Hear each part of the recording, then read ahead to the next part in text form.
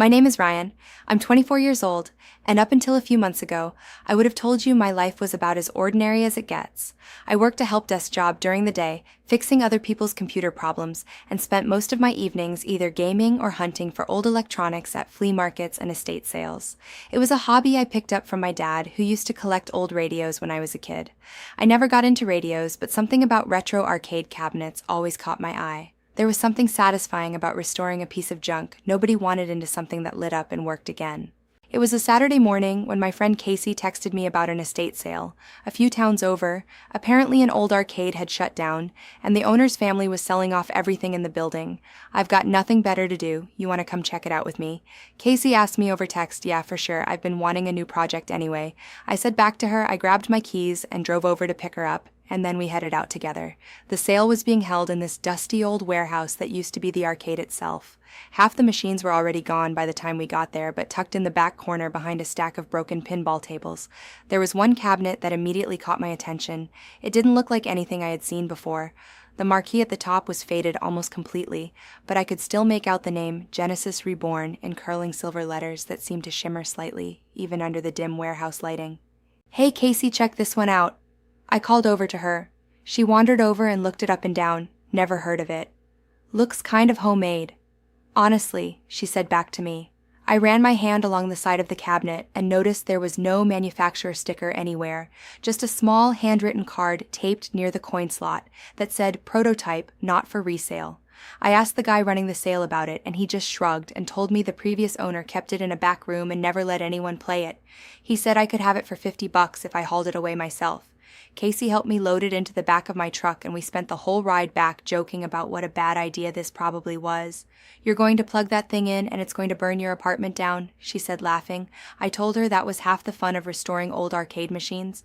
You never really know what you're going to get until you get it home and take a proper look inside. Once I got it back to my apartment, I spent the rest of the weekend cleaning it up, wiping down the cabinet, vacuuming out years of dust, and carefully checking all the wiring before I even thought about plugging it in. When I finally did flip the switch, I half expected nothing to happen, but the screen flickered to life almost immediately, displaying a strange glowing logo that pulsed gently, like it was breathing. There was no coin slot prompt, no insert coin message, just a single line of text that read, "Welcome player, begin your reformation." I remember laughing a little at how dramatic that sounded. Reformation was a weird word choice for what I assumed was just some obscure indie fighting game or RPG from the 90s. I pressed the start button expecting some kind of character select screen, and that's exactly what I got. Except it wasn't like any character select screen I had ever seen before. Instead of a list of pre-made fighters or heroes, the screen displayed a single glowing silhouette, a featureless human-shaped outline standing in the center of the screen, surrounded by sliders and dials for things like height frame build, hair length, voice tone, and dozens of other categories I had never seen in a game before. It felt less like choosing a character and more like building one from scratch. Thinking it was some kind of avatar creator, I started messing around with the sliders just out of curiosity. I adjusted the height down a little, the frame narrower, the hair longer, mostly just to see what the animations looked like. The silhouette on screen shifted and reshaped itself with each adjustment almost fluidly, like it was made of liquid rather than pixels. I kept sliding things around, laughing to myself at how oddly realistic the movements looked, until eventually I had built something that looked distinctly like a young woman standing there on the screen. I sat back and admired my work for a second, thinking it was a pretty impressive character model for such an old-looking cabinet. There was a confirm button glowing at the bottom of the screen, and without really thinking much about it, I pressed it. It seemed like the obvious next step in any character creator I had ever used. The moment I hit confirm, the screen flashed an intense white light so bright I had to shield my eyes and stumble back a step. The machine let out a low humming sound that I could feel vibrating through the floor and up into my chest. For a second I thought I had somehow blown a fuse or shorted something out inside the cabinet, but then I felt it, a strange tingling sensation starting in my fingertips and slowly working its way up my arms. "What the hell is going on?" I said out loud to no one, my voice sounding strange even to my own ears. I looked down at my hands and watched in horror as they began to shrink slightly. The fingers growing thinner and more delicate right in front of me, I stumbled back away from the machine, but the sensation kept spreading up my arms into my shoulders and down through my chest. I don't know how to describe what came next, other than to say it felt like every part of my body was being gently reshaped from the inside out. My shoulders narrowed and rounded my chest, ached for a moment before two soft curves formed beneath my shirt, which suddenly felt far too loose in some places and far too tight in others. I grabbed the edge of a nearby bookshelf to steady myself as my hips widened and my waist pulled in narrower. My legs felt like they were stretching and thinning at the same time, and my center of balance shifted so dramatically I nearly fell straight over. My hair, which had always been kept short, felt like it was crawling down the back of my neck, growing longer by the second, until it brushed against my now much smaller shoulders. I reached up with trembling hands to touch it and gasped when I heard the sound that came out of my own mouth. It was high and soft, nothing like my normal voice at all. Oh my God, what did I do? I said again. Barely recognizing the voice speaking the words, I stumbled toward the bathroom down the hall of my apartment, nearly tripping over my own feet, since my sense of balance was completely thrown off by everything that had just changed. I flipped on the bathroom light and stared into the mirror, completely frozen. Staring back at me was a young woman I had never seen before, except I somehow knew exactly who she was, because I had built her myself less than 5 minutes ago, on that stupid arcade screen. She had shoulder-length brown hair, soft features, high cheekbones, and the same build I had idly dragged sliders toward, without thinking twice about the consequences. I lifted my hand to my face and watched her hand move in perfect sync. It really was me. Somehow. I don't know how long I stood there just staring at my reflection. But eventually, the shock started to wear off, just enough for me to think straight. Again, I stumbled back out to the living room, where the arcade machine now sat completely dark, the screen blank, the power light off entirely. I frantically flipped the switch on and off a dozen times, but nothing happened. It was completely dead, like it had used every ounce of power it had, just to do whatever it had just done to me. I spent that entire first night in a complete panic, sitting on my couch, wrapped in a blanket, staring at my new hands, as if they might change back. If I just looked at them long enough, I called Casey, but my voice sounded so different, she almost hung up on me thinking it was a prank call. It took nearly 10 minutes of frantic explaining before she agreed to come over and see for herself when she showed up and saw me standing in my doorway. She just stood there with her mouth hanging open for a solid 30 seconds. "Okay, you need to explain this to me right now," she finally said. Stepping inside, I told her everything about the arcade machine, the character creator, the sliders, the flash of light, all of it.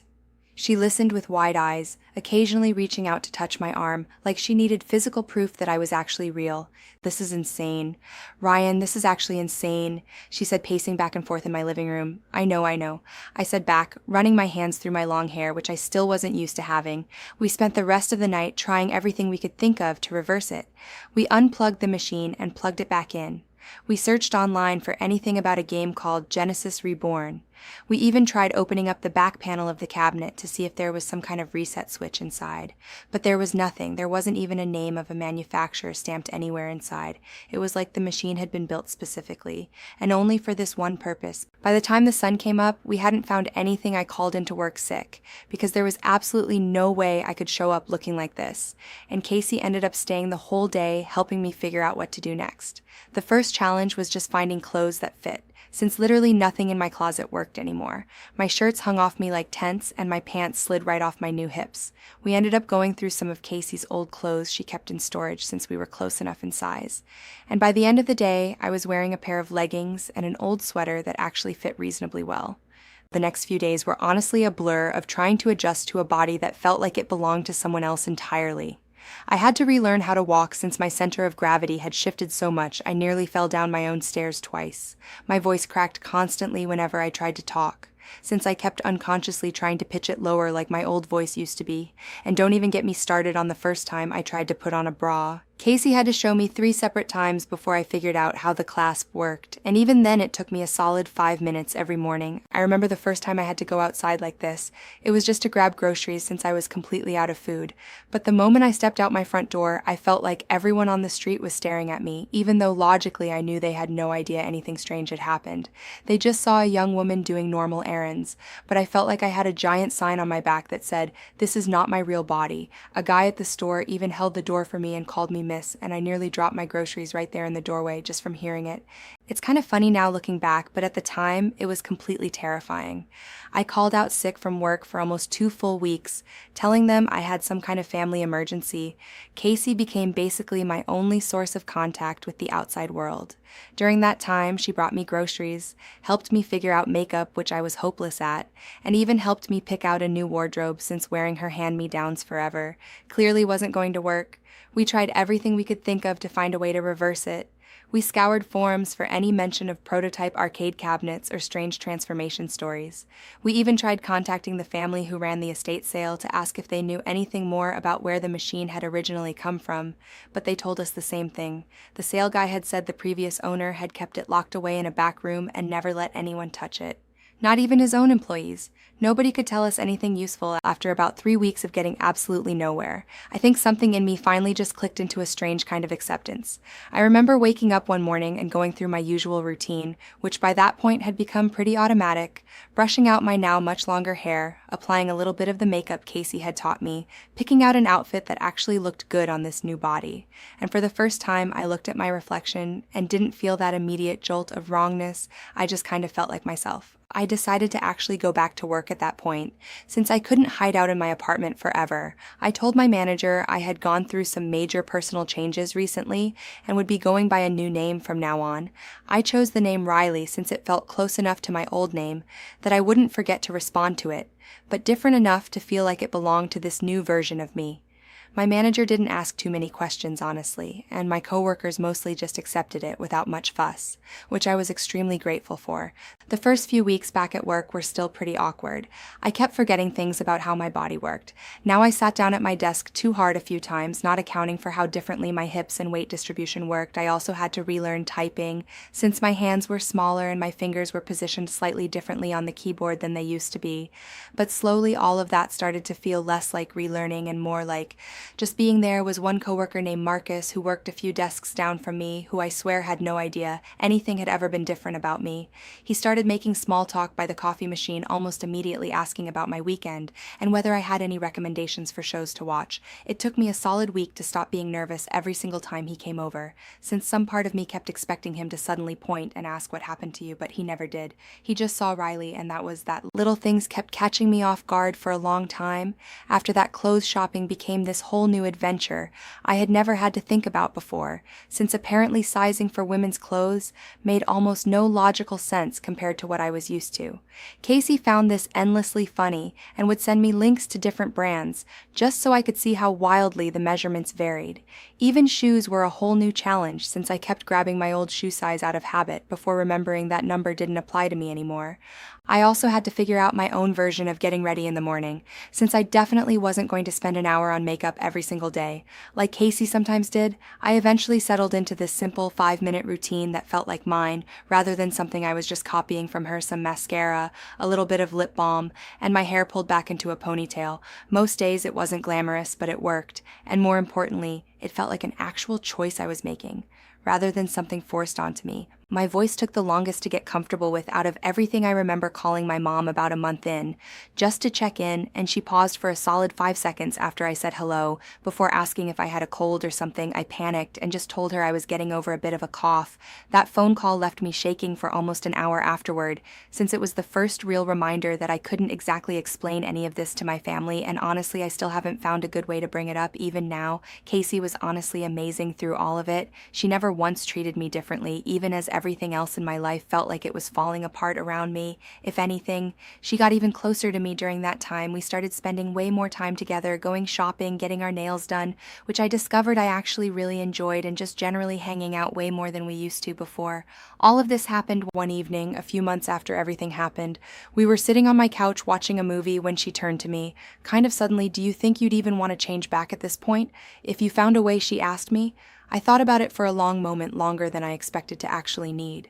I thought about how strange those first few weeks had been, how terrifying it felt to not recognize my own reflection, how hard it was to relearn basic things about moving through the world in this new body, but I also thought about how comfortable things had become since then, how natural it felt now to just be Riley, instead of constantly fighting against it.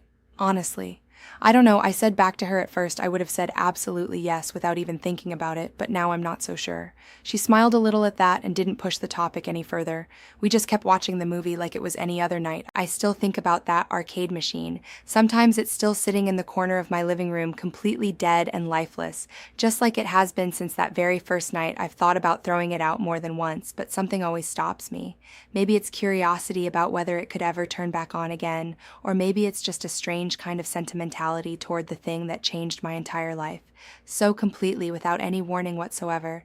It's been almost 6 months now since that Saturday afternoon estate sale, and Riley isn't just some temporary identity I'm hiding behind anymore. She's just who I am now. I still catch myself every once in a while doing a double take at my own reflection, especially on days where the lighting hits just right, and I suddenly remember how different everything used to look, but those moments are becoming rarer and rarer as time goes on. I never did figure out where that machine actually came from, or who built it, or why it was sitting forgotten in the back room of some rundown arcade for who knows how many years, and honestly at this point I'm not even sure I want to know anymore. Some mysteries are probably better left unsolved, especially when the outcome ends up being something you never expected to actually be grateful for these days. I mostly just try to focus on moving forward. Casey and I are closer than we've ever been. Work has settled into a comfortable routine, and I've slowly built an entirely new life around this body and this name that used to feel like they belonged to a stranger. I still don't fully understand what happened that night or why that machine chose to change me the way it did, but I've stopped trying to fight against it and started just trying to live my life the best way I know how. Thanks for watching this video. More videos will be coming very soon. We would really appreciate it if you would like this video and subscribe to our channel. Thanks for watching.